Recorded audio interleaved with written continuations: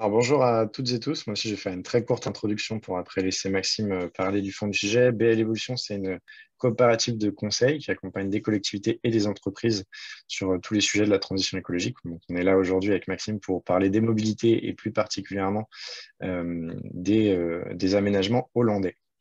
Et simplement pour vous dire pourquoi on souhaitait vous proposer ce webinaire aujourd'hui. Donc, on a aujourd'hui une vingtaine de références sur les modes actifs au sein de BL Evolution. On est nous-mêmes cyclistes, hein, que ce soit au quotidien pour le travail ou en vélo-tourisme, disons. Et aujourd'hui, ce qu'on constate sur les territoires qu'on accompagne ou ceux qu'on traverse par nos déplacements, c'est de plus en plus une volonté de développer des politiques cyclables, de développer le vélo. Ça, enfin, je ne vais pas faire le dessin, mais voilà, toutes les planètes sont alignées aujourd'hui.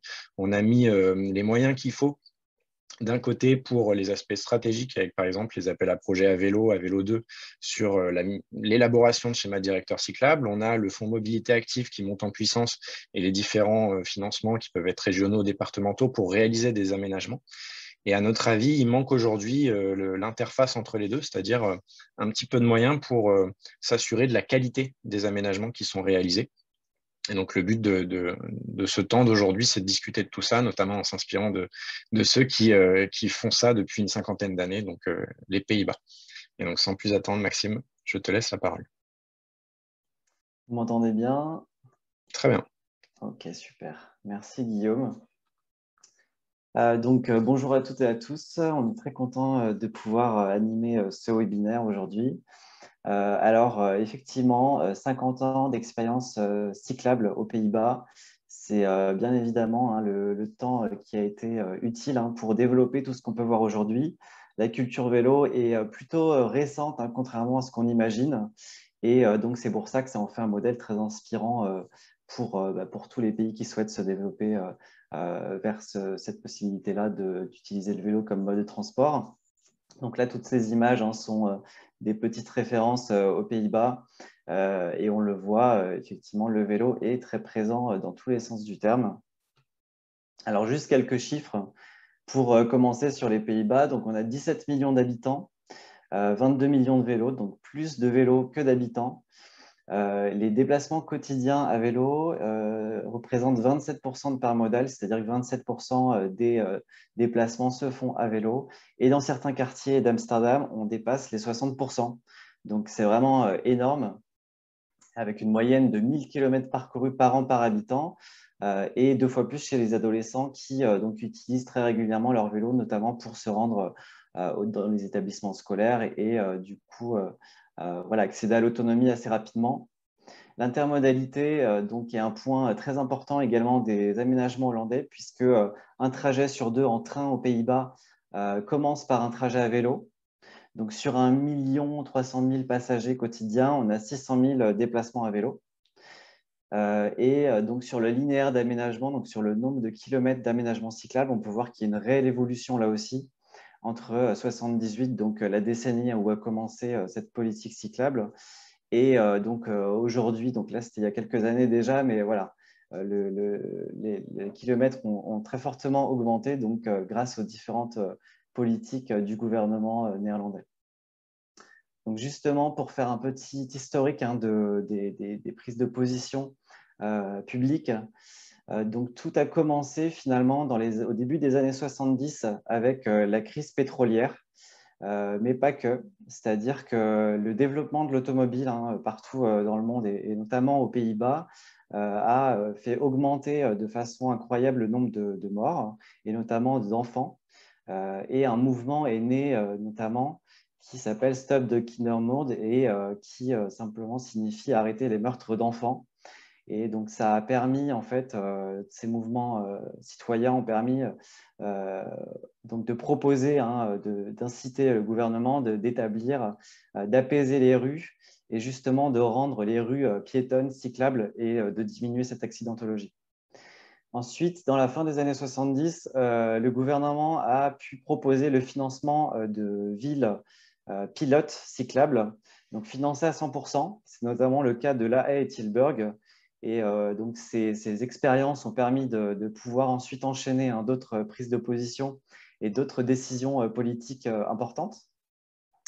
Et après, dans le début des années 90, là, on a des fortes innovations politiques cyclables qui débarquent avec un premier plan vélo national, donc début 90, qui va ensuite entraîner la création du guide des aménagements cyclables néerlandais, donc le CRO, qui est vraiment le référentiel, on le verra tout à l'heure. Et ensuite, des incitations de déplacement à vélo, comme le plan de subvention trajet domicile-travail, ce qu'on peut voir aujourd'hui chez nous avec le forfait mobilité durable. Mais également la création de la méthode FITS-Balance. Donc là, c'est un vélo avec des capteurs qui permettent d'étudier la qualité de l'aménagement cyclable, voir comment le cycliste réagit. Ce qui est très important, on va le voir pour le confort également. Et puis, le développement des premières autoroutes à vélo, donc ces grands aménagements cyclables très structurants qui traversent les régions, le pays. Et très récemment, donc, deux programmes vélos nationaux, Tour de Force, donc, qui ont permis notamment d'augmenter de 20% le linéaire d'aménagement cyclable, avec là aussi des gros programmes pour inciter au déplacement à vélo, augmenter le nombre de places dans les gares. Donc, voilà, c'est vraiment un financement qui est très important aujourd'hui aux Pays-Bas. Donc, la priorité a été de sécuriser les aménagements cyclables aux Pays-Bas. Donc, on peut le voir donc avec le nombre de kilomètres parcourus qui montre simplement que le frein de manque de sécurité est vraiment levé, avec 17 milliards de kilomètres par an à vélo. Donc, on disait 1000 kilomètres par an par habitant. Pour comparer, donc nous en France, on est à 7,5 milliards de kilomètres par an à vélo. Et ça représente environ 109 kilomètres par an par habitant. Donc, voilà, quasiment 10 fois moins. Et donc, tout ça se traduit tout simplement par des sécurisations de l'infrastructure et de la création d'une infrastructure dédiée au vélo, la séparation des usages. Et du coup, le fait que la création d'infrastructures vraiment a permis une sécurisation, et ça n'a pas été le port du casque qui a été justement un principe de sécurisation, mais bien de créer des infrastructures pour sécuriser la personne. On peut le voir sur le graphique de gauche. Donc, l'incidence, le taux d'incidence sur les décès blessés en fonction des kilomètres parcourus. Donc, sur la partie rouge du graphique, vous pouvez avoir les décès par 100 millions de kilomètres parcourus, la comparaison France et Pays-Bas. Et on voit que donc, les Pays-Bas divisent par 2 par rapport à la France le nombre de décès. Et au niveau des blessés, donc là, c'est sur 10 millions de kilomètres parcourus. Et on voit qu'effectivement, aux Pays-Bas, on a des taux qui sont relativement faibles aussi par rapport en France, où on est à 9,3 par 10 millions de kilomètres parcourus. Donc, j'en parlais très rapidement tout à l'heure. Il y a eu la création du guide des aménagements néerlandais, qui est aujourd'hui vraiment un référentiel solide et qui permet à tout aménageur d'avoir le type d'aménagement à réaliser en fonction de tel ou tel réseau, telle ou telle route. Et l'idée, ça a été d'imposer 5 exigences aux aménageurs, aux collectivités. Donc, à la fois de créer un réseau attractif qui soit accessible donc, par tous et par toutes, quel que soit l'âge, quel que soit le niveau à vélo. Un réseau facile à utiliser, très lisible, cohérent, donc avec la cohésion, donc avec un réseau avec différents niveaux, on le verra tout à l'heure. De créer un réseau sécurisé. Donc là, très important, la sécurité, on le sait, c'est le premier frein à l'usage du vélo. Et un réseau confortable avec un revêtement adapté, des bordures adaptées, tout un aménagement, tout un écosystème en fait, qui favorise les déplacements sans se blesser et pour se déplacer très rapidement. À l'intérieur de ce guide des aménagements, on a un référentiel qui est très ambitieux.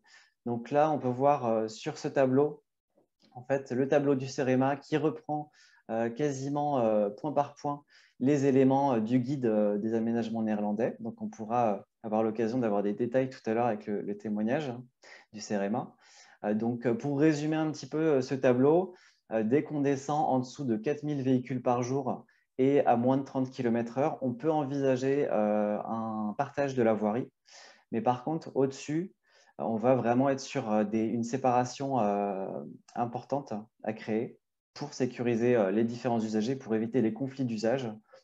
Et hors agglomération, donc avec des vitesses un peu plus élevées, on va avoir un petit cas particulier, ça va être les trafics en dessous de 1000 véhicules par jour. Donc, ça va être des routes communales, ça va être des voies vraiment à très faible trafic et limitées aussi à une certaine vitesse. Donc, aux Pays-Bas, on est plus sur 60 km/h. Là, le CEREMA nous indique 70-80 km/h. Et donc, là, un partage de la voirie sera possible sur ces routes-là. Donc, vous pouvez voir les différents aménagements en photo sur la partie droite qui reprennent les différents aménagements du tableau. C'est vrai qu'en France, on commence à voir apparaître d'autres types d'aménagements que des pistes cyclables ou des bandes cyclables ou des voies vertes. Il y a aussi voilà, ces termes, hein, ces aménagements qu'on peut voir aux Pays-Bas, comme la vélorue, par exemple, qui est une rue justement qui est à dédiée aux cyclistes, avec un trafic motorisé assez faible. On a le Chaussy-Doux ici, qui, là aussi, on le voit apparaître, hein, depuis quelques années en France, qui est très marqué, hein, aux Pays-Bas et qui est souvent présent avec des voiries parfois étroites, mais avec un niveau de véhicule, hein, qui doit être assez faible. Et on a la piste cyclable, hein, que vous connaissez tous, qui, là aussi, contrastait aux Pays-Bas. Alors, le réseau cyclable, donc, comme je le disais tout à l'heure, ça a été l'idée, hein, de créer différents réseaux pour différents usages. Donc, au niveau de 3 échelles. Donc là, sur la carte de droite, vous pouvez voir, hein, en rouge, ce sont les aménagements cyclables, hein, qui sont en Europe. Et on peut voir qu'aux Pays-Bas, voilà, on n'arrive même pas à voir l'intérieur du pays tellement qu'il y a d'aménagements cyclables. Donc, tout ça se divise en 3 parties. On a un réseau irriguant, donc avec des rues résidentielles, des aires piétonnes. Ça va être des trajets du dernier kilomètre, souvent en voie partagée, donc avec plus de la desserte locale. On va avoir un réseau structurant. Donc là, ça va être dans l'idée de relier les différents pôles générateurs de trafic, donc des établissements publics d'une ville, mais aussi les communes limitrophes. Donc voilà, ça va être un réseau structurant à l'échelle d'une commune et communes limitrophes. Et ensuite, on va avoir un réseau d'importance régionale, nationale, donc les autoroutes à vélo, où là, on va avoir des aménagements qui vont être très larges, qui vont avoir peu d'arrêts à effectuer à vélo. L'idée, c'est d'aller très rapidement et de traverser, voilà, d'aller droit au but et assez rapidement.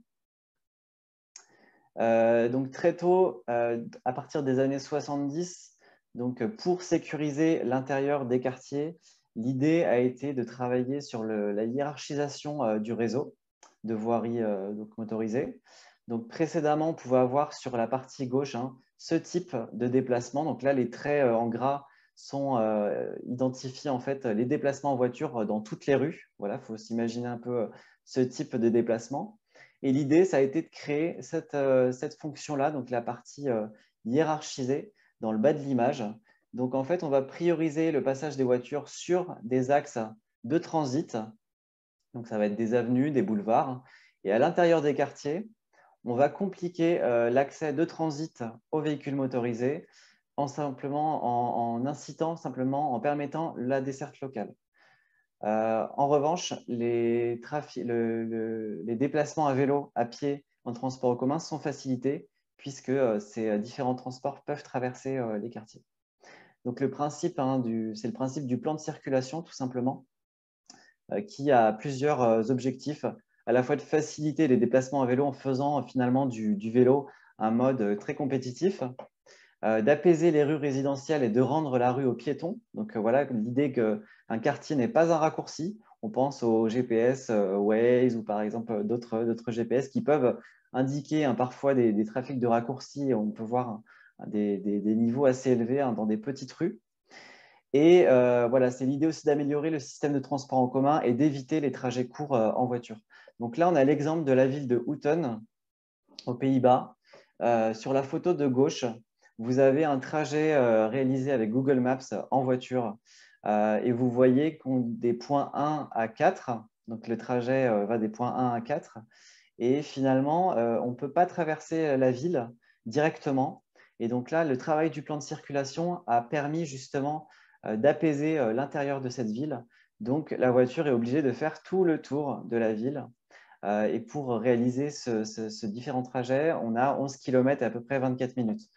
Donc, pour les trajets à vélo, donc avec les mêmes points d'intérêt, vous voyez, donc le trajet est beaucoup plus direct et l'itinéraire se fait en 3,3 km, 9 minutes. Donc là, c'est bien l'idée justement de faciliter ces déplacements-là. Ensuite, donc dans ce principe de hiérarchisation, on parlait des axes de transit.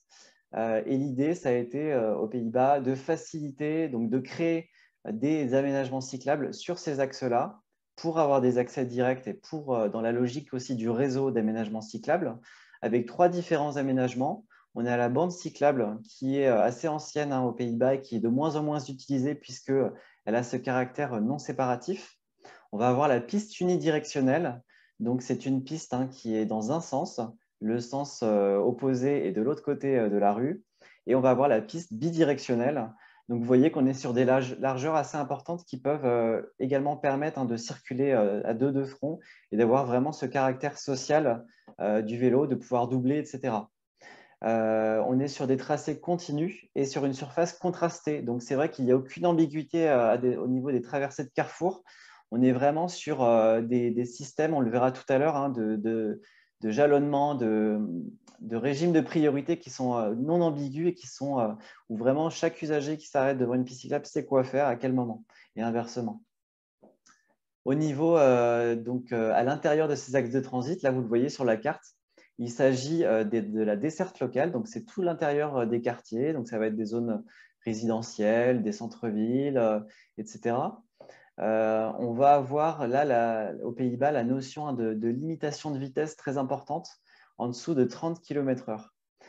L'idée, ça va être de partager ces espaces, puisque voilà, l'idée, ce n'est pas de créer des pistes cyclables partout, c'est qu'on peut aussi, dans tout un réseau, tout un tissu urbain, favoriser le partage de la voirie. Et encore une fois, avec des surfaces qui sont contrastées pour l'usage du vélo. Donc, on a le Chaussidou, la chaussée à voie centrale banalisée, que vous connaissez peut-être. Donc, il s'agit simplement de réduire le champ de vision de l'automobiliste en créant 2 bandes multifonctionnelles de chaque côté. Et l'automobiliste peut mordre sur ces bandes tout simplement pour croiser un autre véhicule. Mais voilà, l'idée, c'est que dans ce cas-là, on a deux voies qui sont réservées, on va dire, pour le vélo, mais pour des voiries assez contraintes. On va avoir la vélorue également, on en parlait tout à l'heure. C'est un axe qui va être finalement un axe de transit, mais pour les vélos. Et contrairement aux vélorues françaises, on va avoir ici justement à un moment donné sur le trajet, parce que les véhicules motorisés peuvent circuler, et à un moment donné, il y aura un obstacle ou un sens interdit pour les véhicules motorisés, ce qui fait que le trafic sera plutôt limité. Au niveau des rues résidentielles, on peut le voir sur la photo en bas. Donc, les rues résidentielles retrouvent un aspect vraiment de déplacement de mode doux. Là, on le voit avec une enfant qui est en train de se déplacer puisque la vitesse est limitée très fortement et réduite et le trafic est réduit à un usage très local. Et on va avoir l'aire piétonne qui va être elle aussi donc destinée aux piétons avec les véhicules, donc les cyclistes qui vont pouvoir circuler. Dans certains cas, on le verra tout à l'heure, leur usage peut être également réduit. Au niveau des intersections, on va avoir différents types d'intersections. On va avoir donc tout d'abord les entrées charretières, donc ça va être des entrées privées, des sorties d'entreprises, etc. Et là, vous voyez, la piste cyclable est très clairement lisible. Et on va quand l'automobiliste devra traverser cette entrée, on va vraiment avoir cette piste cyclable très visible et donc continue. Donc là, pareil pour la photo de droite, on a une piste qui est continue et on sort du domaine routier. Donc c'est vrai qu'on va avoir quelque chose qui va être très sécurisant et très visible et non ambigu. Sur les intersections mineures, donc là, ça va être des sorties de sens unique, des voies sans issue, par exemple. Là aussi, on va avoir une piste trottoir traversant. Pareil, le CEREMA pourra en parler tout à l'heure. Et on n'a pas cet effet bateau qu'on peut avoir sur certaines entrées qu'on peut trouver en France. Et donc, on va avoir là aussi le régime de priorité qui va être très clair. Donc finalement, la traversée se fait de façon très sécurisée. La surface est contrastée et donc, je le disais, piste trottoir traversant. Donc, c'est ce principe de garder quelque chose de confortable et de plane. Pour des intersections un peu plus importantes, on a ce type d'intersection. Donc là, on va être sur la photo en haut à droite, sur une traversée en 2 temps. Donc là, ça va être sur des intersections, des voiries assez conséquentes avec un trafic assez important, mais qui ne nécessitent pas encore des systèmes de feu, donc qui permettent de traverser de façon sécurisée avec un îlot de protection central pour les vélos. Donc on peut voir ici, qui est assez large sur la photo. Là encore, le régime de priorité est très clair puisqu'il y a une signalisation horizontale et verticale qui indique que les automobilistes doivent céder le passage à la piste cyclable, une surface contrastée, donc une sécurité optimale avec une visibilité aussi en termes donc, de mobilier. Hein, c'est quelque chose de très sobre. On voit arriver les cyclistes, donc ça, c'est très important. Sur un autre système d'intersection majeur, on va avoir le carrefour à la hollandaise. Donc, ça va être sur la photo, le schéma en bas à gauche. Donc, vous pouvez retrouver le webinaire d'ailleurs de la PCC qui traite des carrefours à la hollandaise, qui explique très bien ce principe. Finalement, ça va être de traverser le carrefour de façon sécurisée en plusieurs temps en fonction des directions que l'on prend. Par exemple, si l'on veut aller tout droit, donc on va simplement traverser l'intersection. Ici, donc, la piste cyclable est en bleu. Si on veut aller à gauche, on va donc traverser dans un premier temps, se caler derrière un îlot de protection. Et dans un deuxième temps de feu, on va pouvoir traverser le carrefour pour aller à gauche. Donc voilà, contrairement à nos sas vélo, c'est vrai que ces intersections garantissent une sécurité optimale pour les cyclistes, quel que soit donc, leur niveau, leur âge, etc.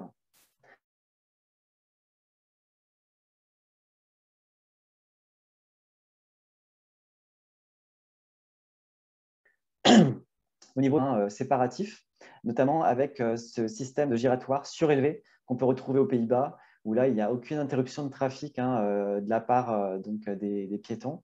Et on peut voilà, traverser très facilement.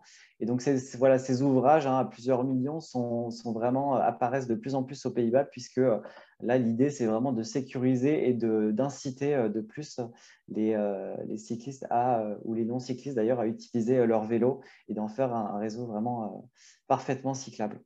On va avoir à droite le giratoire à la hollandaise qui est repris ici. Donc là, il n'est pas totalement circulaire, contrairement à ce qu'on peut voir sur certains modèles. Mais encore une fois, on a la priorité en tant que cycliste sur ce giratoire et on peut faire le nombre de tours qu'on veut sans s'arrêter. Les automobilistes doivent nous céder le passage. Et enfin, donc les ponts et tunnels qui là vont être utilisés pour des franchissements beaucoup plus importants encore d'autoroutes, de réseaux ferrés, de canals, etc. Donc là, ça, c'est des choses aussi dans le guide des aménagements qui sont inscrites avec différents critères pour comment utiliser, comment réaliser ces aménagements et puis pourquoi et comment. Donc voilà, ça va être vraiment à étudier et là encore, on est sur des ouvrages très importants. D'ailleurs, vous le voyez, il y a toujours un passage pour les piétons et on réduit au maximum le passage des piétons sur la piste cyclable et inversement pour avoir vraiment deux réseaux qui soient totalement séparés. J'en ai pas parlé, mais là, on en parle maintenant, les aménagements hors agglomération. Donc, il y a plusieurs types. Tout d'abord, la voie partagée, on en parlait tout à l'heure, ça va être les routes plutôt communales avec un niveau de trafic en dessous de 1000 véhicules par jour. Donc, très, très peu de poids lourds, quasiment pas. On est sur des chaussées très étroites, comme vous pouvez le voir, avec ici une ligne de démarcation sur les côtés qui indique encore plus un rétrécissement de la chaussée pour faire ralentir les automobilistes. La voirie est partagée avec une vitesse limitée ici à 60 km/h. On a également donc toujours notre petit chaussée à voie centrale banalisée, CV-CB, avec des vitesses également limitées à 60 km/h. On voit que le marquage est renforcé et les Néerlandais n'hésitent pas d'ailleurs à mettre des chicanes sur des routes de campagne hors agglomération. Donc voilà, c'est des choses qui se font pour garantir la sécurité. On va avoir la piste cyclable bidirectionnelle sur la photo de gauche, donc là qui va être très séparée fortement du trafic motorisé. On va le voir tout à l'heure avec les différentes recommandations.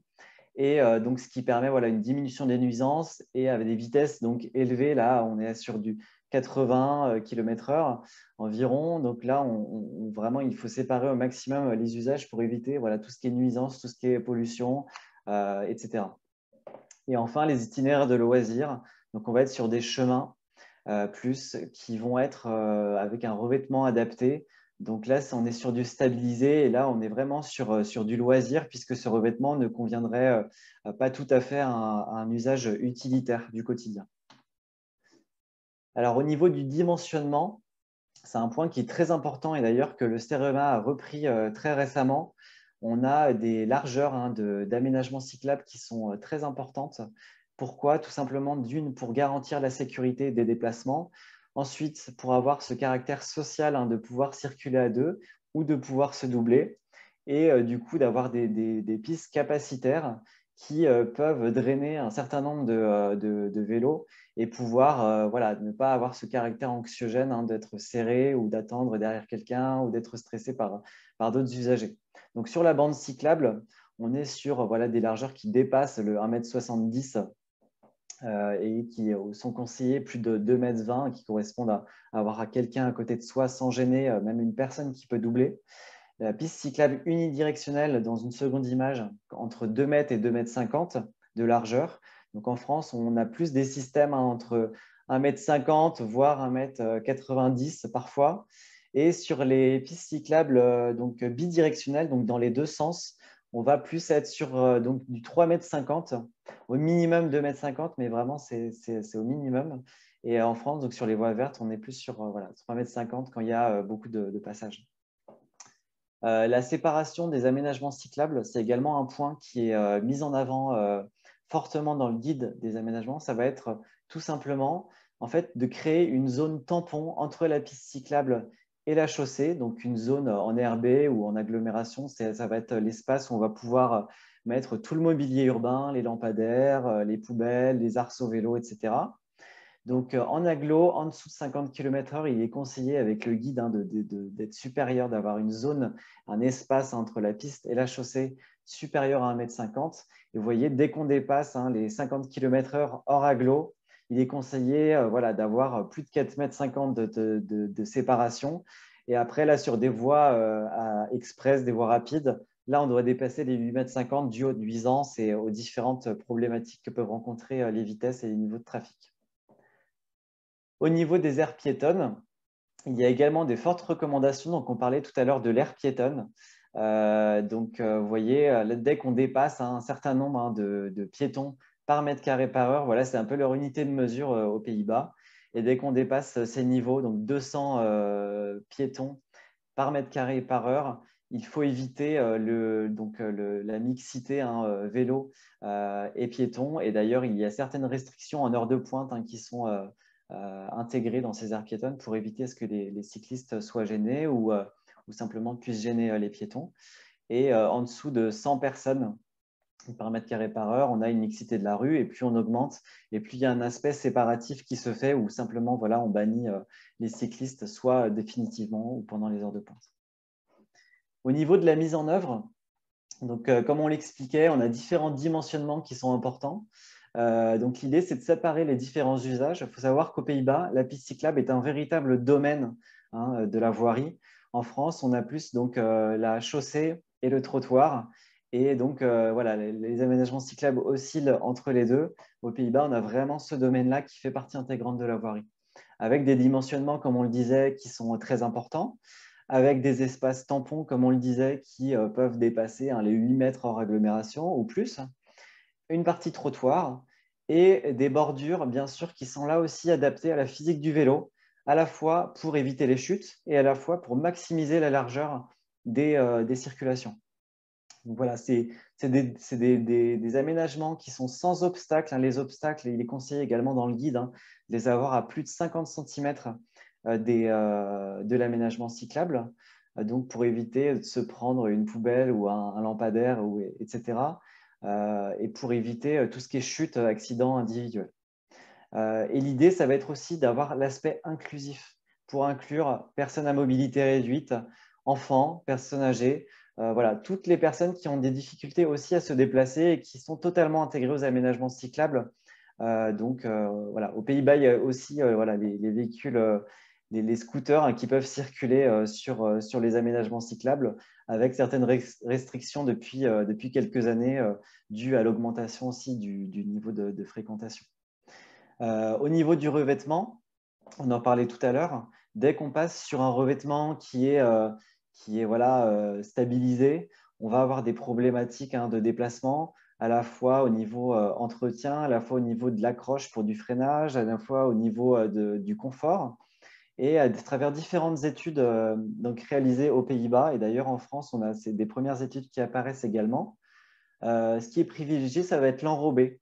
Donc, de l'aspect voilà, goudron, revêtement goudronné, qui va être à la fois facile d'usage, à la fois facile d'entretien, mais également durable, donc contrairement à ce qu'on pourrait imaginer. Et ensuite, il y a donc le béton coulé. On a des pistes aux Pays-Bas d'ailleurs qui ont plus de 100 ans et qui sont encore présentes. Et après, ça, on va avoir les pavés béton qui vont être encore autre chose. On n'a pas trop ça en France, mais voilà, je passe très rapidement là-dessus. Mais l'idée, ça va encore être d'avoir différentes exigences qui soient assurées, à la fois au niveau du confort, de la facilité d'entretien, antidérapant, durable, etc. J'avance puisque je vois que l'heure passe, l'heure tourne. On a l'aspect entretien qui est également très intéressant, avec quelque chose qu'on n'a pas trop en France encore, c'est l'expérience cyclable. Donc là, l'idée, c'est d'avoir un matériel adapté donc qui puisse circuler pour balayer, pour surveiller aussi les aménagements cyclables s'il y a des nids de poules, puisque là, ces problématiques doivent être traitées très rapidement pour éviter les chutes. On n'est pas en voiture où là, simplement, on peut avoir de la casse matérielle. Là, à vélo, on peut vraiment avoir des problématiques de blessures qui peuvent être très importantes. Donc là, voilà, c'est des choses qui sont très intéressantes. Sur l'expérience cyclable, ça va être tout simplement des caméras ou des personnes qui vont être déployées pour analyser un carrefour, pour analyser un aménagement afin de l'améliorer.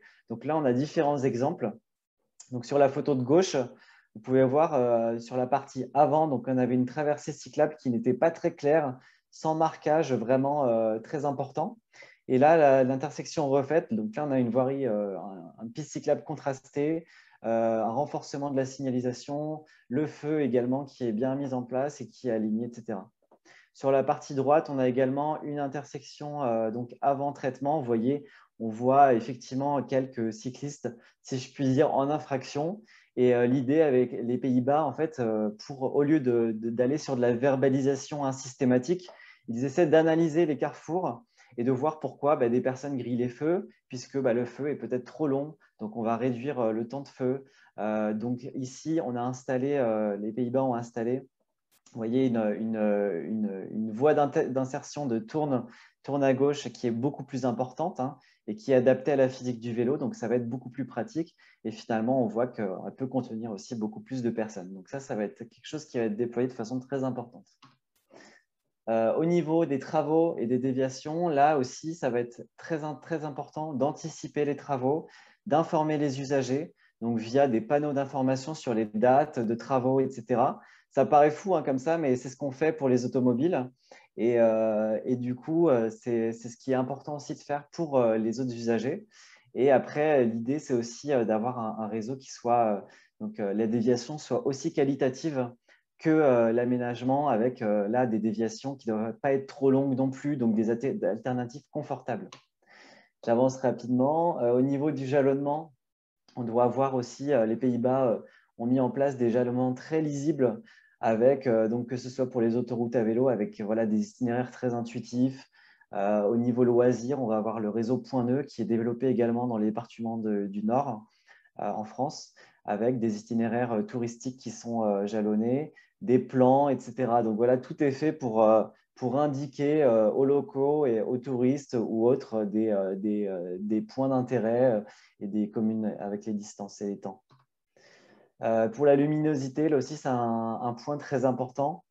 Donc pour l'éclairage, donc en agglomération, il n'y a pas de problématique a priori. Par contre, dès qu'on va sortir de l'agglomération, l'idée, ça va être de prioriser peut-être des points d'éclairage au niveau des carrefours dangereux, des choses comme ça, mais aussi un traitement plus en peinture qui va pouvoir guider le vélo, les cyclistes, même dans la pénombre, donc avec parfois des bandes rugueuses, etc. Et enfin, l'intermodalité, donc je passe rapidement, mais comme on le disait, un passager sur deux du train utilise son vélo pour accéder à la gare ou pour aller de la gare au travail, avec là un nombre de places considérable. Aux Pays-Bas, c'est juste incroyable qu'on se rende à Amsterdam, à Utrecht ou dans d'autres villes. Donc Utrecht, on peut le voir, 352 000 habitants, avec un parking-gare de plus de 12 500 places. Il y a des projets d'agrandissement également, puisque ça n'est pas assez encore. On a des politiques à un vélo d'augmentation de 100 000 places dans les gares, avec donc sur 7 ans, là, entre 2013 et 2020, ce qui a permis voilà, d'un peu alléger, mais il y a encore d'autres programmes en cours. Et voilà, donc là, on a comparé tout simplement la capacité de stationnement et des ratios entre Utrecht, aux Pays-Bas, Strasbourg et Grenoble. Et on voit qu'on est sur à peu près un ratio de 5% de stationnement vélo par voyageur, avec Grenoble qui, donc là, est sur 10% de stationnement vélo par voyageur, pour le nombre de voyageurs en gare. Et enfin, je termine juste par ça. Voilà, la suite un petit peu en France, ça a été le guide de Paris-Ancel qui a été édité en 2019, qui reprend un certain nombre de notions du guide des aménagements néerlandais, et le CEREMA qui tout récemment, depuis quelques semaines, a créé aussi son guide Rendre sa voirie cyclable, qui reprend très fortement aussi le guide des aménagements néerlandais, le guide de Paris-Ancel. Donc voilà, nos amis du CEREMA auront l'occasion de d'en discuter tout de suite. Merci Maxime. Du coup, on a un petit peu débordé sur le timing. Il n'y a pas beaucoup de questions. On en a répondu à certaines directement dans le module questions-réponses. Donc, ce que je vous propose, c'est qu'on garde les 2-3 questions qui viennent d'arriver et qu'on les mutualise éventuellement avec celles qui seront posées à nos témoins par la suite. Et j'imagine aussi que certaines questions pourront être directement, pourront faire l'objet directement d'une réponse dans la présentation qui suit. Donc, Thomas, on vous laisse la main. Merci Guillaume, merci Maxime. Oui, on va commencer avec Joanne. Oui, tout à fait. Alors, j'arrive avec ma présentation. Est-ce que tout le monde voit bien mon écran? Oui, super. Parfait. Donc voilà, je vais commencer la première partie de cette présentation qu'on va faire à deux avec Thomas sur le cahier de la voirie cyclable qui a été publié tout récemment par le CEREMA. Donc, ce sont 8 recommandations sur lesquelles on a travaillé suite à plusieurs retours d'expérience d'aménagement cyclable. Donc, pour faire une introduction très rapide, ces deux petites images qui mettent en contexte en termes de voilà, ce qui a été fait pendant toutes ces dernières années et décennies d'aménagement en faveur de la voiture, donc un manque de sécurisation pour les modes actifs, que ce soit piétons ou cyclistes, avec une large priorité donnée à la voiture et même une présence non désirée de la voiture sur certains lieux qui sont censés être dédiés aux modes actifs. Et puis cette image-là qui est assez parlante, qui en fait vise à montrer le reste de l'espace qui est dédié aux modes actifs en ville quand on enlève l'espace dédié à la voiture. Donc, on voit que c'est des espaces très étroits, peu sécurisés, peu confortables. Donc, avec ce constat, aujourd'hui, les collectivités et les aménageurs essayent donc de donner davantage de place aux modes actifs et entre autres au vélo. Donc, les recommandations du CEREMA pour aller en ce sens, elles sont donc au nombre de 8 dans le cahier. Premièrement, planifier la réalisation d'un réseau cyclable continu et hiérarchisé, améliorer rapidement la circulation à vélo quand c'est possible, choisir entre séparation et mixité, concevoir un plan de circulation favorable au vélo, proposer des aménagements structurants et efficaces, organiser la cohabitation avec le trafic motorisé dans les rues apaisées, soigner les intersections et agir sur le stationnement. Donc, je vais présenter les 4 premiers points. Certaines choses se recoupent avec la présentation d'avant, mais justement, ça permet aussi d'avoir 2 approches un peu différentes. Donc, tout d'abord, planifier la réalisation d'un réseau cyclable continu et hiérarchisé. Donc, l'outil principal et privilégié pour ce faire, c'est le schéma directeur cyclable, qui est donc un gage du maillage du territoire et de la continuité des itinéraires, c'est-à-dire qu'on va chercher à avoir une vision systémique, une vision globale, plutôt que des aménagements éparses et peu cohérents entre eux, donc isolés. Donc, le schéma de directeur cyclable, il peut s'établir à tous les niveaux, depuis le niveau européen jusqu'au niveau de la commune. Et il va donc viser à avoir une définition et une vision globale des modes de déplacement et de stationnement. Il va viser aussi à établir une hiérarchisation des voies, comme on en a déjà parlé, et puis d'arrêter un plan pluriannuel d'investissement pour faire sortir du sol les projets qui sont définis. Ensuite, donc, sur le sujet justement de la hiérarchisation, là, on a déjà vu ça dans la présentation précédente, mais donc quelques éléments quantitatifs, numéraires, des différents niveaux d'importance du réseau cyclable. On va avoir le réseau cyclable à haut niveau de service. Par exemple, aujourd'hui, c'est le projet du RERV en Île-de-France, qui est vraiment un réseau structurant pour plus de 2000 cyclistes par jour. Ensuite, le réseau principal, entre 500 et 3000 cyclistes par jour. Et puis, le réseau de desserte à moins de 750 cyclistes par jour. Donc, le réseau principal va vraiment viser à compléter l'armature du réseau à haut niveau de service en offrant une bonne densité d'aménagement cyclable sur les derniers kilomètres. Un exemple ici qui est donc extrait du schéma directeur de Chambéry. On voit bien en fait à la fois le sujet de la définition du type de liaison et après le bilan, l'état des lieux de ce qui existe, de ce qu'il y a à faire et donc les projets qui vont devoir être menés dans les années à suivre. Donc, en parallèle de ça, en contrebalancier, ce qui peut faire peur avec la planification, c'est qu'elle va prendre du temps, elle nécessite de la concertation, donc certains délais incompressibles. Et quand on veut agir vite, il y a aussi d'autres outils qui sont possibles et qui ont été vraiment mis en valeur par le contexte sanitaire de cette dernière année, donc avec les pistes cyclables temporaires qui sont aujourd'hui au chiffre de 700 à 1000 km de pistes cyclables en France depuis mai 2020. Elle présente l'avantage donc de permettre de vérifier l'appétence des usagers en voyant les usages la façon dont les usagers vont réagir aux aménagements proposés, de détecter les points durs et du coup de s'adapter en cours de projet, voire de faire parfois marche arrière sur certains éléments si c'est nécessaire. Donc ça peut être particulièrement utile sur des tronçons qui sont un peu compliqués d'un point de vue technique, où certaines incertitudes subsistent, et puis sur des tronçons où les coûts à engager vont nécessiter un certain temps d'aménagement. Donc voilà, ça permet d'agir parfois un peu plus vite et de faire émerger des solutions assez rapidement. Sur ce point-là aussi, il y a aussi de nombreuses possibilités réglementaires qui existent aujourd'hui. Donc, elles sont affichées ici. Il y a d'abord le céder le passage cycliste au feu pour améliorer le confort et la sécurité, l'efficacité des itinéraires pour les cyclistes aux intersections. Le double sens cyclable, donc qui permet aux cyclistes de circuler donc dans des voiries où les voitures ne circulent que dans un sens, mais le cycliste, lui, peut circuler dans l'autre sens. Je vais revenir dessus un petit peu après. Donc, ça permet d'améliorer l'efficacité des trajectoires pour les cyclistes et des itinéraires.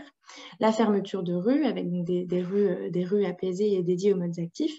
Et puis, le sas cycliste qui sécurise les intersections pour les cyclistes parce qu'ils vont pouvoir se mettre plus en avant des voitures. Ils vont pouvoir mieux se positionner pour effectuer leur traversée, se mettre un peu à l'écart du trafic, sans parler du confort aussi en termes de santé, puisque ça les épargne des pots d'échappement des véhicules motorisés. Donc, à nouveau, le tableau que Maxime vous a présenté, là, ça va être la question du choix entre séparation et mixité. Donc, je ne vais pas revenir sur les mêmes éléments que Maxime. En revanche, pour vous expliquer un peu la façon dont il a été conçu et dont il peut être utilisé par les collectivités, il vise à regrouper donc 3 critères principaux, les 3 questions à se poser. Donc, ça va être quelle est la vitesse pratiquée? On parle de la V85, c'est donc la vitesse en dessous de laquelle circulent 85% des véhicules qui ne sont pas contraints par la circulation. Quel est ensuite le trafic motorisé et quel est le niveau de service recherché? Donc, quand on parle de service recherché, c'est la fréquentation cycliste qu'on va rechercher aussi. Est-ce que ça va être un réseau cyclable, réseau secondaire, réseau cyclable principal ou un réseau cyclable à haut niveau de service? Et c'est donc en croisant ces critères qu'on va réussir à trouver une première idée de l'aménagement le plus cohérent pour le contexte. Et donc, avec ce chiffre que je rappelle, qui est que souvent, au-dessus de 4000 véhicules par jour dans les deux sens, on optera systématiquement pour des aménagements séparés pour plus de sécurité. Très rapidement, d'autres critères qui peuvent être examinés pour faire ce choix, la largeur de la chaussée et la nature des séparateurs, la présence éventuelle de dispositifs de modération de vitesse, la voirie en pente qui va participer à augmenter le différentiel de vitesse pour les cyclistes dans le sens de la montée, l'étalement ou le resserrement de l'heure de pointe, la part du trafic poids lourd dans le trafic mesuré et l'importance du flux piéton. C'est-à-dire que s'il y a beaucoup de piétons, ça nuira. On cherchera à séparer les vélos et les piétons pour pouvoir avoir des aménagements confortables pour les deux. Donc, c'est justement l'objet de cette diapositive, c'est-à-dire qu'on se pose la question de la séparation ou de la mixité entre véhicules motorisés et vélos, mais il y a aussi celle du vélo et des cyclistes. Donc, comment opter pour la meilleure synergie entre les deux? Parce que si on fait le mauvais choix, ça va nuire à la fois aux piétons et aux cyclistes. Donc, quatre critères ici importants à regarder. Ce sera à la fois le flux existant ou désiré. On va chercher à faire en sorte qu'il soit cohérent avec l'aménagement, enfin, que l'aménagement soit cohérent avec le flux. Les fonctions urbaines existantes ou à développer. Donc, c'est là que dans un endroit avec une importante présence de piétons où on cherche de la fluidité pour les piétons, par exemple, ce sera complètement incohérent avec un réseau cyclable à haut niveau de service où les cyclistes chercheront à aller vite, à des trajectoires efficaces. Donc ça, ce ne sera pas des fonctions qu'on pourra faire cohabiter et ce sera là qu'il faudra opter pour la séparation. De la même façon, donc le niveau de service recherché et puis la possibilité d'itinéraires alternatifs performants, donc où la séparation, en l'occurrence, serait possible. Enfin, donc le sujet du plan de circulation que Maxime a déjà mentionné. Donc, je ne vais pas revenir sur la façon dont on va chercher à organiser le transit qui vous a déjà exposé, donc sur la structuration des voies externes et puis à l'intérieur d'une circulation plus apaisée, privilégiée pour les modes actifs. Ce que je voulais expliquer davantage, du coup, c'était cet outil fondamental du plan de circulation qui est le double sens cyclable, avec ce petit schéma qui vous montre en fait, par exemple, donc on part d'une voirie classique qu'on mettra ensuite en zone 30 avec des éléments le ralentisseur, modérateur de vitesse qui déjà permettront d'améliorer la sécurité des piétons et des vélos, mais qui n'apportera pas autant de changements que ce qu'on peut espérer. Ensuite, le degré d'après, c'est donc la mise en place du double sens cyclable d'un côté avec les voitures qui arrivent toujours de l'autre côté. Et puis la troisième étape, c'est donc de casser la linéarité de la circulation des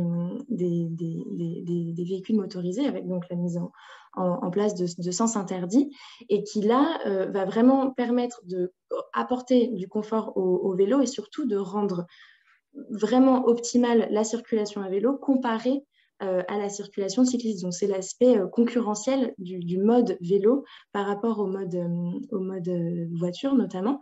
Donc, c'est l'objet de ce petit schéma qui montre en fait le type de parcours qui peut être réalisé avec les différents modes et ça fait écho aussi là, à ce que Maxime montrait sur la circulation sur Google Maps, c'est-à-dire que l'objectif du plan de circulation pour aussi favoriser le vélo, ça va être que dans le futur, l'itinéraire le plus linéaire et le plus direct soit celui réalisé à vélo et en fait que l'itinéraire réalisé avec un véhicule motorisé soit moins optimal. Donc ça donne vraiment un avantage concurrentiel au vélo. Voilà, donc pour finir sur cette partie-là, quelques exemples, notamment un exemple emblématique à l'étranger qui est celui de la Supermanzana à Barcelone, donc où le trafic important se réalise à l'extérieur du petit quartier et où à l'intérieur du quartier, c'est donc des voies plus apaisées qui visent à vraiment aussi donner un espace pour la vie, que ce soit un lieu de vie pour les habitants, confortable, de qualité et sécurisé. Je vais passer la parole à Thomas pour la suite de cette présentation. Bonjour à toutes et à tous. Alors, l'idéal, ça aurait été de pouvoir vous présenter les 4 derniers leviers. Malheureusement, voilà, je ne vais pas pouvoir le faire étant donné l'organisation et le temps de parole. Ce que je vais faire, c'est simplement illustrer un des propos qui ont été tenus par Johan et puis Maxime sur ces questions de seuil de trafic à partir desquels on sépare, hein, qui ont été des sujets de discussion pour essayer de partager avec vous qu'est-ce que ça veut dire concrètement des ambiances, en termes d'ambiance, ces seuils de trafic. Donc, je partage avec vous ces 4 petites vidéos qui sont des vidéos qui ont été prises dans des zones 30 où la vitesse de 30 km/h est respectée, mais où on fait varier le paramètre trafic motorisé et on voit que les ambiances sont vraiment très, très différentes. Vous avez donc en haut à gauche une rue qui est à 1000 véhicules par jour où très clairement, cette mixité cycliste usagers motorisés ne pose pas de problème particulier. On voit même que les cyclistes voilà, sont à l'aise, circulent avec une seule main sur le guidon. Quand on, quand on augmente un petit peu le seuil de trafic, eh ben, on voit aussi que ça se passe relativement bien. Vous voyez un cycliste là, qui transforme son enfant sur son vélo. Il est tellement en confiance d'ailleurs qu'il ne voit pas l'utilité de lui faire porter un casque. Bref, on est voilà, à des situations de l'ordre de pointe où la plupart du temps, il ne se passe pas grand-chose. Et puis en dessous, vous avez des situations plus problématiques avec donc là 7500 véhicules jour où là, eh bien, très clairement, alors il y a des cyclistes dessus, mais il y en a quand même moins.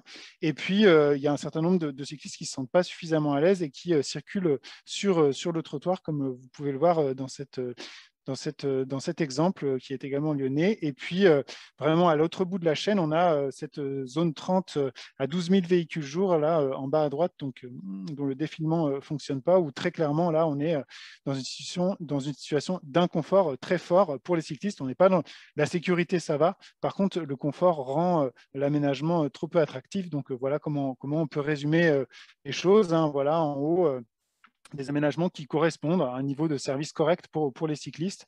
Et puis en bas, des choses qui sont pas satisfaisantes, voire pas satisfaisantes du tout. Voilà, je m'arrête là. Si vous, voilà, les autres leviers, eh bien, on les explique dans notre guide qu'on vous encourage à télécharger. Et on sera heureux de répondre à vos questions éventuelles.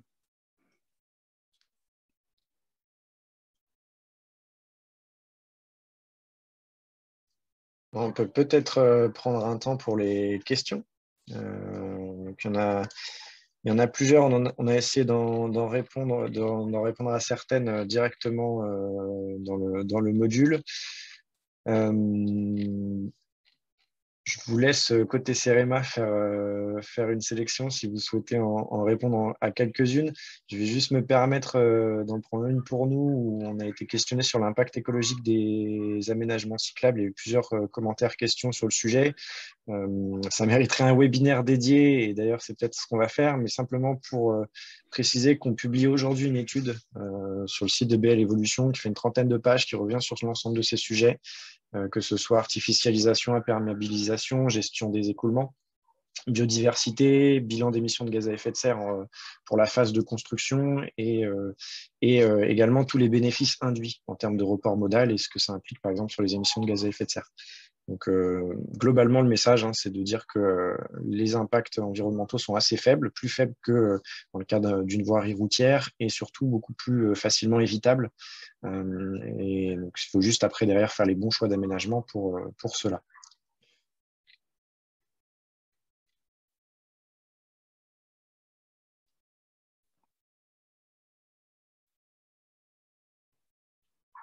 On a eu plusieurs questions, commentaires sur le plan de circulation.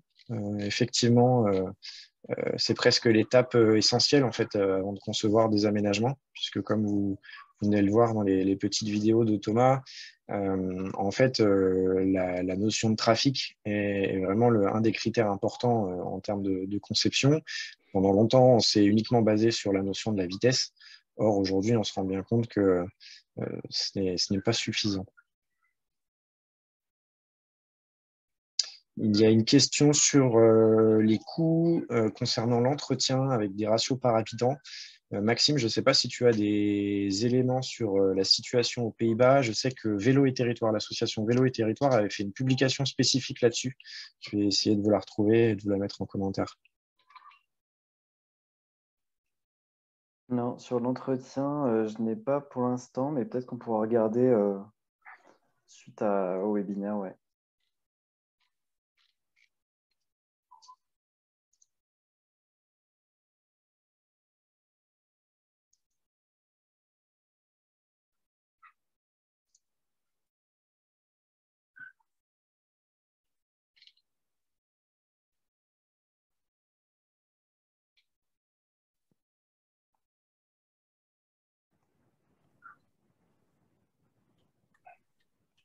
Ok, est-ce que Thomas ou Joanne, vous avez des questions qui vous semblent importantes à répondre dès maintenant ou est-ce qu'on passe sur la présentation de la Seine-Saint-Denis?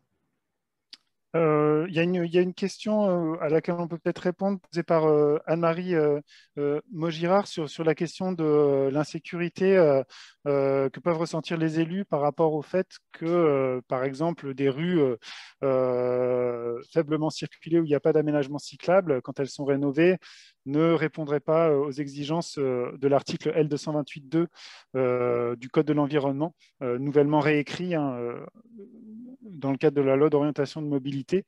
L'argument qu'on a pour ça et qu'on a d'ailleurs toujours développé, y compris dans l'ancienne rédaction, c'est de dire que oui, il y a peut-être une légère instabilité juridique de la démarche, mais que cette instabilité juridique, eh bien, elle est vraiment sans danger si la zone mixte que vous faites, elle est comment dirais-je, correcte pour les cyclistes.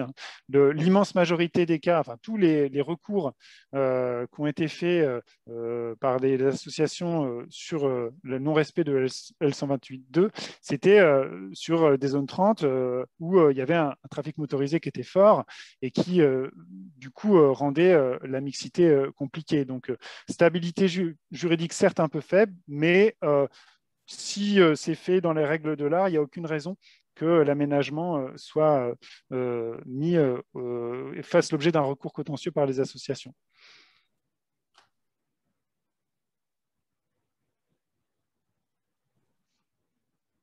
On peut peut-être enchaîner sur la présentation de Simon. Ok. Bonjour à tous. Je mets ma présentation. Partage.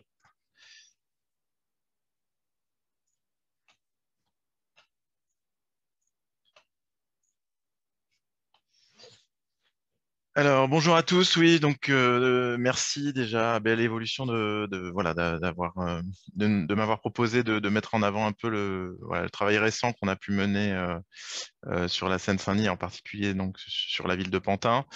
Et donc ma présentation, je vous propose de décliner un petit peu les différentes questions de voilà, comment on est arrivé donc en Seine-Saint-Denis à faire des aménagements type hollandais. Donc là, on parle des aménagements de sécurisation des carrefours. Donc voilà, essayer de répondre à qui, pourquoi, quand, comment et quoi. Donc voilà, je vais vous dérouler tout ça. Donc d'où je parle déjà, qui je suis et d'où je parle. Donc Simon Burkovic, donc moi je suis effectivement chargé de projet mobilité durable au département de Seine-Saint-Denis. J'ai travaillé pendant 10 ans en tant qu'ingénieur d'études et j'ai fait une reconversion professionnelle sur la mobilité, le vélo, donc il y a un peu plus d'une dizaine d'années, avec voilà vraiment le vélo comme un moteur de cette reconversion. Et puis, depuis 10 ans, du coup, je travaille en collectivité sur à la fois la question cyclable et la question de sécurité routière. Et les deux sujets sont importants parce que finalement, d'aborder la question sécurité routière nous amène à avoir voilà, des solutions sur le vélo qui sont pertinentes parfois.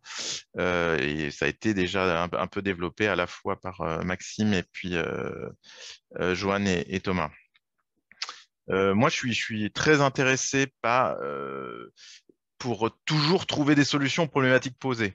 Et je pense que les guides aussi qui ont été présentés visent à ça également, parce que souvent dans les services techniques, on a tendance à dire, bah là, on ne peut rien faire, il n'y a pas assez de place, il y a trop de voitures, il y a, voilà, il y a souvent plein de raisons qui peuvent dire, bah non, en fait, on ne peut pas intégrer le vélo parce que c'est trop compliqué, etc. Et donc, moi, j'ai toujours voulu, en tout cas, aborder dans mon évolution, de toujours trouver des solutions. C'est-à-dire, quelle que soit la situation, il y a toujours des solutions qui sont possibles. Et donc, s'appuyer beaucoup sur les piliers de la sécurité routière, donc la question de la vitesse, évidemment, qui a déjà été beaucoup rappelée, la question de la visibilité des usagers entre eux, la question de la lisibilité des trajectoires, la lisibilité et la compréhension des usagers entre eux, et puis plein d'autres paramètres, le droit à l'erreur, par exemple, ou d'autres éléments. Et puis, un autre aspect qui, je pense, est fondamental, évidemment, la veille. Et donc là, on parle des aménagements hollandais.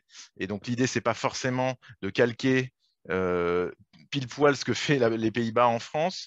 Par contre, c'est très inspirant et voilà, ça doit nourrir en fait notre imagination et développer donc les recommandations et aussi nos capacités à faire des aménagements. Donc ça, c'était pour moi. Et puis, donc depuis 2019, le département de Seine-Saint-Denis s'est engagé dans une démarche très ambitieuse sur le vélo autour d'une stratégie de rendre 100% des routes départementales cyclables à l'horizon 2024. Et donc, voilà, on est engagé depuis 2019 sur cette démarche-là. Et donc, c'est un point qui est assez important pour la suite.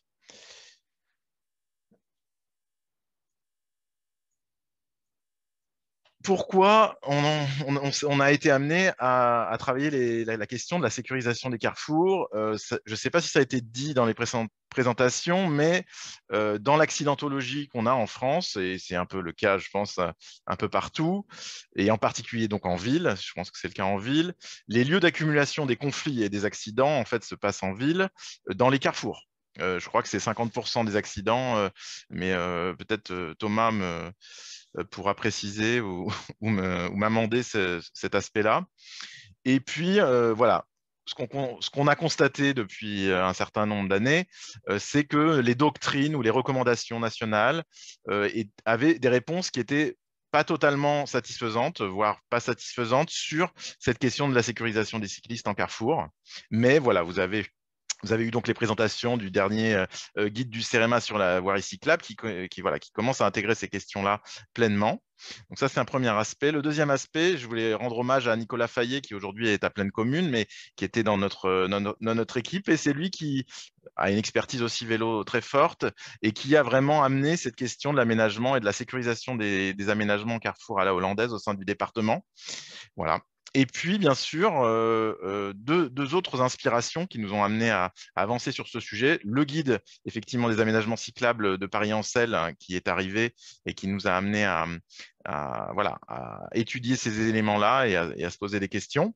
Et puis, la ville de Montreuil, qui est très engagée sur le département de Seine-Saint-Denis depuis pas mal d'années et qui travaille vraiment à de l'expérimentation. Et là, on voit la photo en bas à droite de la Croix de Chavaux, un aménagement assez expérimental qui a été mis en place. On voit déjà une tentative aussi de colorisation un petit peu des aménagements pour les rendre plus visibles.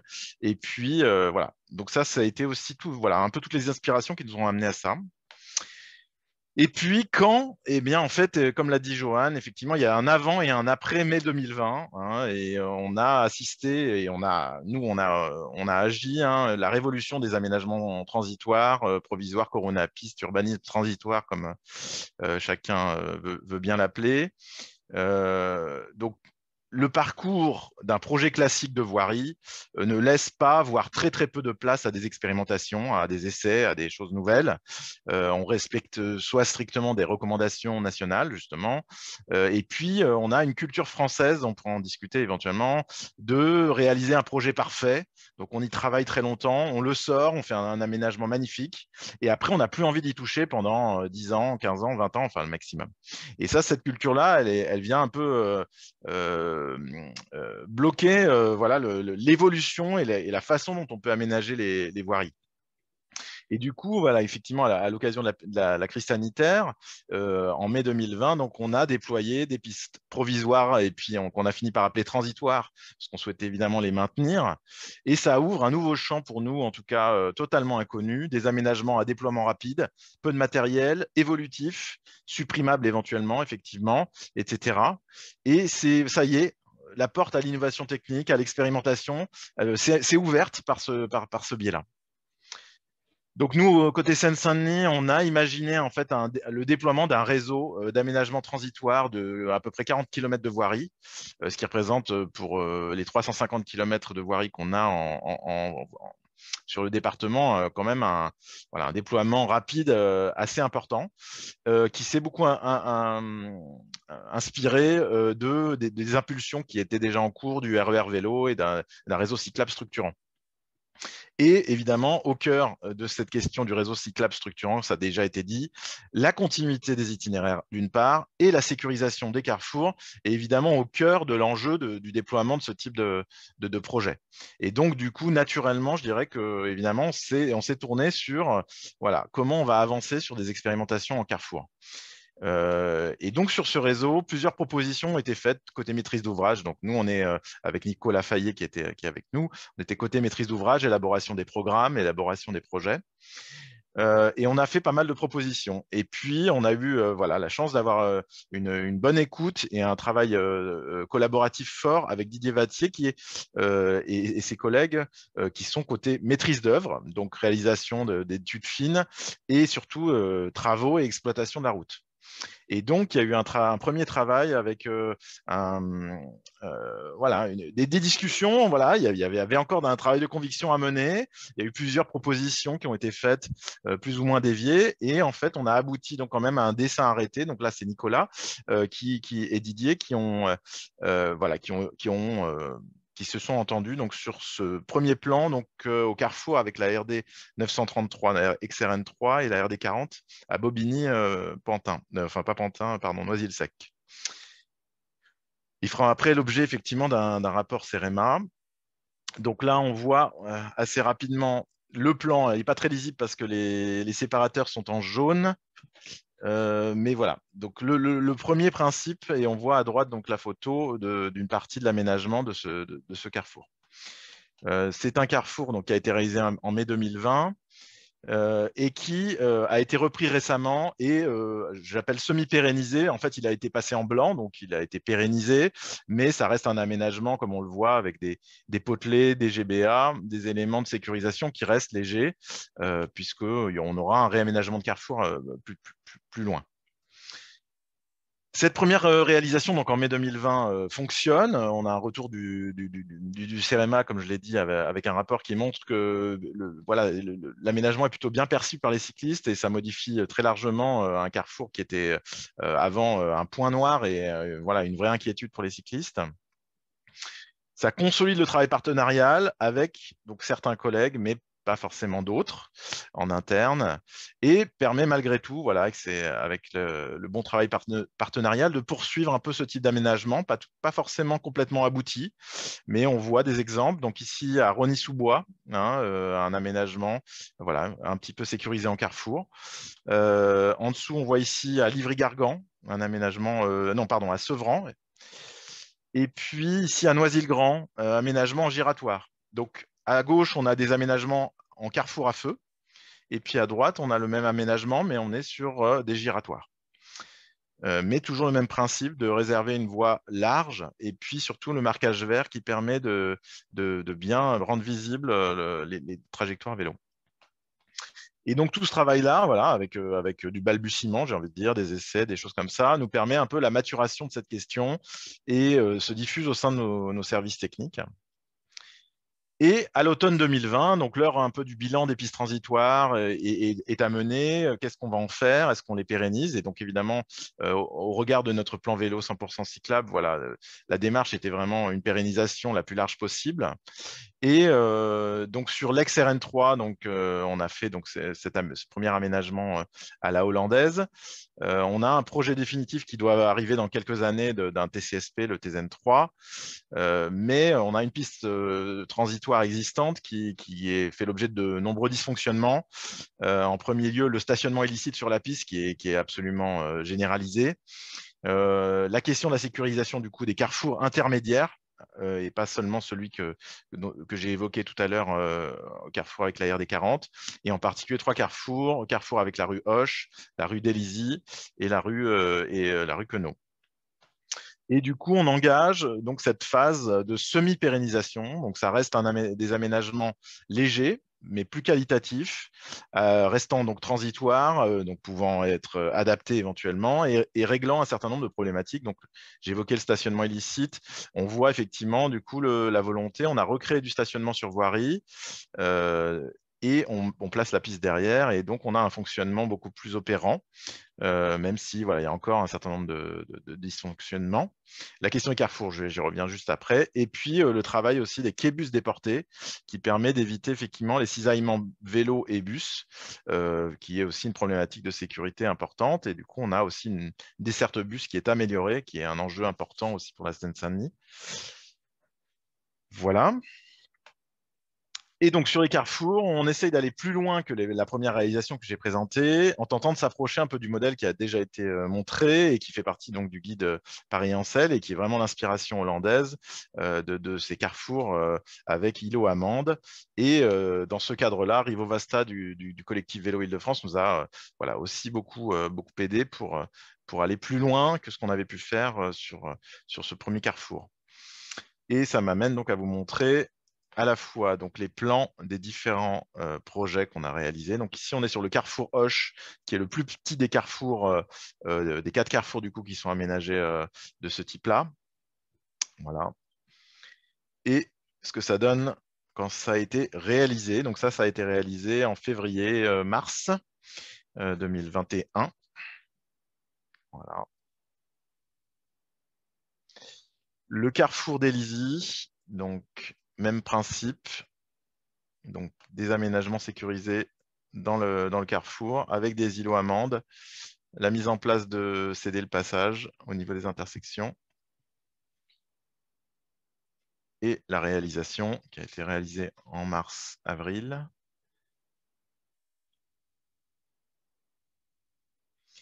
Le dernier carrefour, qui est donc le carrefour avec la rue Raymond Queneau, hein, on a accès au canal de l'Ourcq par ici, voilà, qui est un aménagement qui n'est pas encore fait, mais qui va se faire d'ici l'été, qui est beaucoup plus complexe et beaucoup plus tortueux comme géométrie.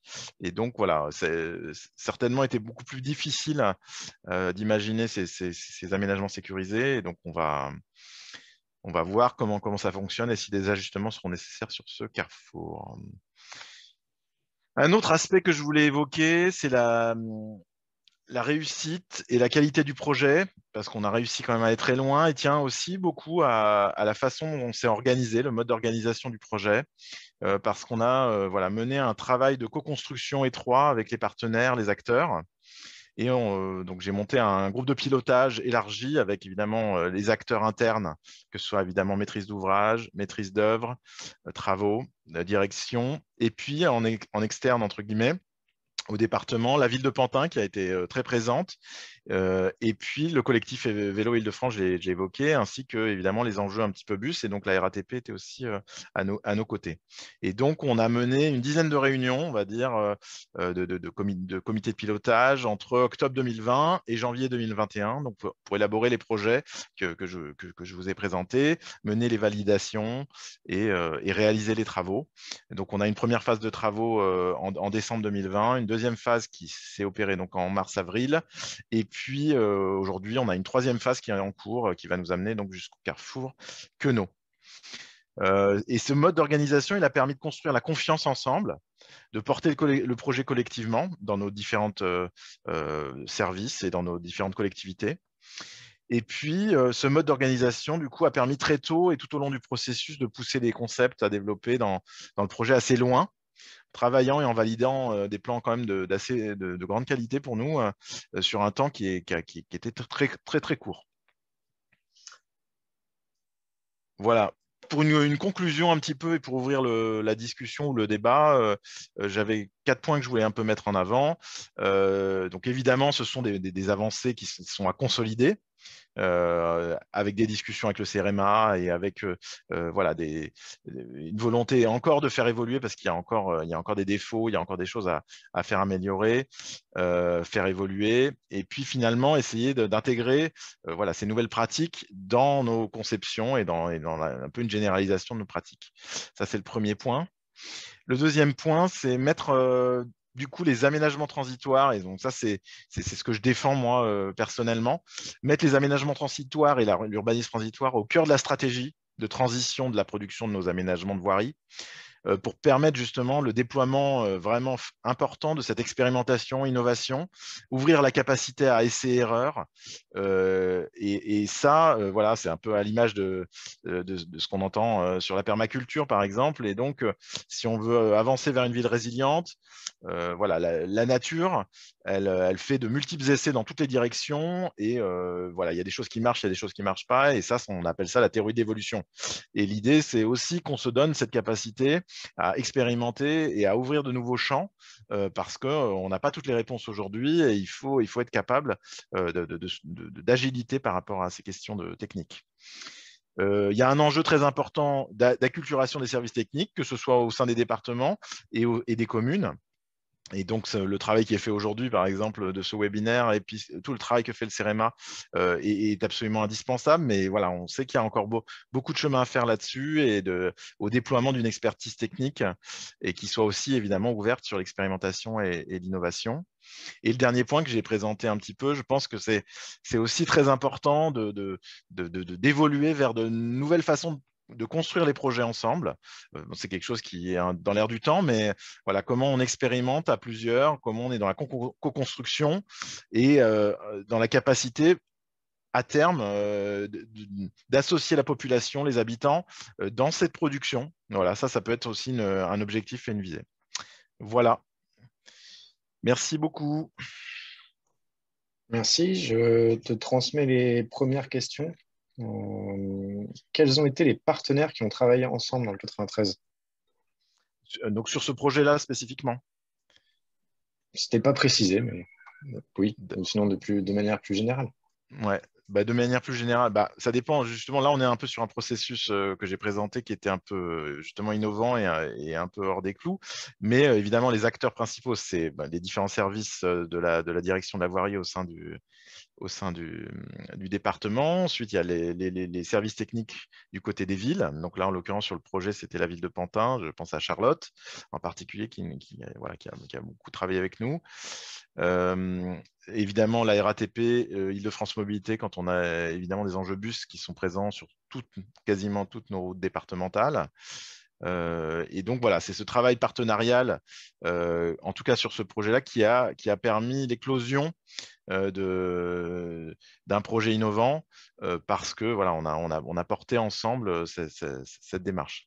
Après, quand on travaille de manière plus traditionnelle, on a plutôt tendance à, voilà, au sein du département, élaborer un projet, ensuite soumettre ce projet donc aux partenaires, RATP, Île-de-France Mobilité, aux villes qui sont concernées par le projet. On attend le retour de validation, puis ensuite on a des études plus avancées et de nouveau des validations.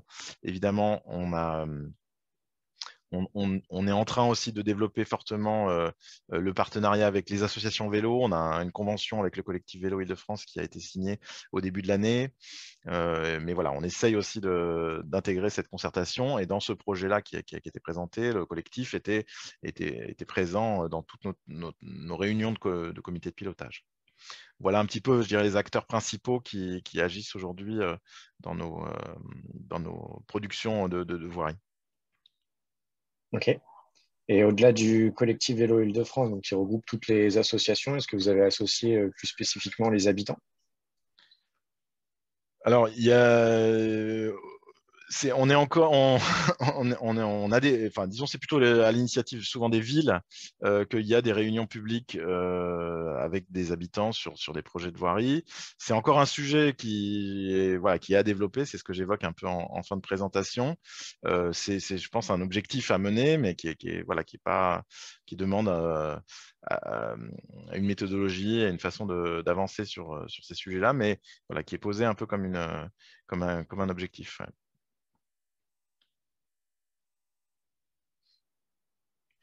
Ensuite, on avait une question sur les aménagements provisoires. Est-ce qu'ils ont toujours été faits au détriment des véhicules motorisés ou parfois aussi au détriment des aménagements bus ou transports en commun? Alors, je sais que dans d'autres départements, il y a eu des choix différents. Nous, en tout cas, en Seine-Saint-Denis, on a supprimé aucune voie bus au déploiement des aménagements transitoires. Quand il y avait des voies bus existantes, on les a ouvertes au vélo. Bon, voilà, on sait que c'est pas une solution toujours idéale, mais voilà, en tout cas, on a essayé de concilier ça. Et puis sinon, quand il n'y avait pas d'aménagement bus, on a donc effectivement pris des fils de circulation, donc à la circulation générale, pour faire ces aménagements transitoires. On nous demande les ordres de grandeur en termes de coûts pour ces aménagements. Alors, dans l'ensemble de l'axe que j'ai présenté, donc qui reste un aménagement transitoire, mais un peu qualitatif, donc on a des coûts qui ont augmenté par rapport à la première phase. Les ordres de grandeur à retenir un petit peu, qui demandent encore à être consolidés, puisqu'on est encore en cours de travaux, c'est environ 150 000 € du kilomètre par piste. Donc ça, je parle des aménagements sur la RD 933. Donc en gros, si on prend les deux sens, on est à 300 000. Et là, en gros, l'ensemble du projet fait à peu près 3,4 km. Donc on a une opération qui chiffre à peu près 1 million d'euros. Peut-être un peu plus, mais voilà. Et ensuite, les aménagements en carrefour. Donc, comme on voit là sur l'aménagement, sur la photo à Délizy. Donc, sur les grands carrefours comme celui-là, on est plutôt à un coût de carrefour à peu près à 50 000 €, intégrant voilà, tout le matériel et la peinture implantée. Et sur le petit carrefour de Hoche, on est plutôt à 30 000. Mais voilà, ça donne un peu des ordres de grandeur. Pareil, c'est des chiffres qui demandent encore à être consolidés. Puisque voilà, c'est vraiment très très récent ces aménagements et on a besoin voilà, d'y voir un peu clair sur les. Donc il y aura un travail financier qui sera mené a posteriori, mais voilà. Alors, je vois que le temps file. On a plusieurs questions qui tournent autour du fait que les principes d'aménagement qui ont été présentés aujourd'hui semblent assez spécifiques à des milieux urbains. Alors, est-ce que certains de nos intervenants ou intervenantes ont des commentaires à faire sur ce sujet et comment, il y avait une question spécifique pour le 93, comment vous envisagez cette question-là en dehors des zones urbaines du département? Alors, le premier élément, c'est que le département de Seine-Saint-Denis, par définition ou par géographie, a une très, très, très large majorité urbaine. Hein, il y a très, très peu de secteurs hors agglomération, on va dire, ou simili hors agglomération. On a quelques voiries, effectivement, à l'est du département qui se rapprochent plus de voiries type Seine-et-Marne, etc. Mais donc, voilà, cet enjeu-là, pour nous, il est très peu existant et en particulier, voilà, c'est pas notre priorité parce que c'est pas là forcément qu'on va avoir les flux les plus importants. Et ensuite, le deuxième élément, si on voit sur l'axe, je vais revenir sur le premier carrefour. On a quand même des typologies très différentes ici là. Donc on est évidemment en urbain parce qu'on a voilà, on est en ville, en agglomération. Pour autant ici on n'est pas du tout dans un centre urbain. On a beaucoup de zones industrielles, on a beaucoup de camions qui circulent sur cet axe et à cet endroit-là. Donc on a des caractéristiques qui sont très particulières.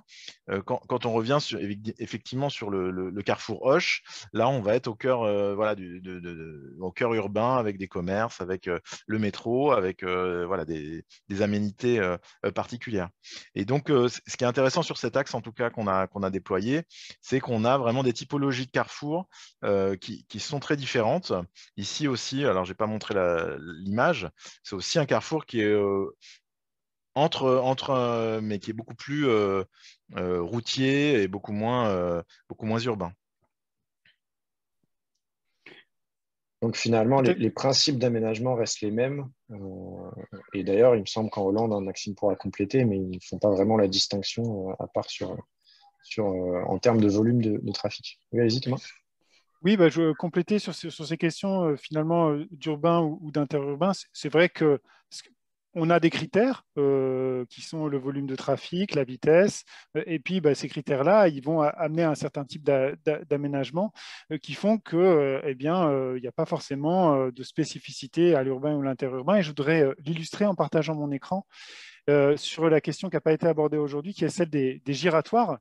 On a en milieu urbain, mais aussi en milieu interurbain, beaucoup de giratoires qui se prêtent à des aménagements intéressants du point de vue des cyclistes. Il y a une petite, voilà, hein, on a souvent ça en interurbain, en périurbain, et il est tout à fait possible d'imaginer de transformer ce giratoire en un aménagement qui soit efficace pour les cyclistes, qu'on soit, quel que soit le milieu, hein, voilà, avec cette illustration qui est ici. Évidemment, il y a des trottoirs, mais on peut tout à fait imaginer d'avoir cette transformation hein, aussi dans des giratoires qui sont en milieu interurbain.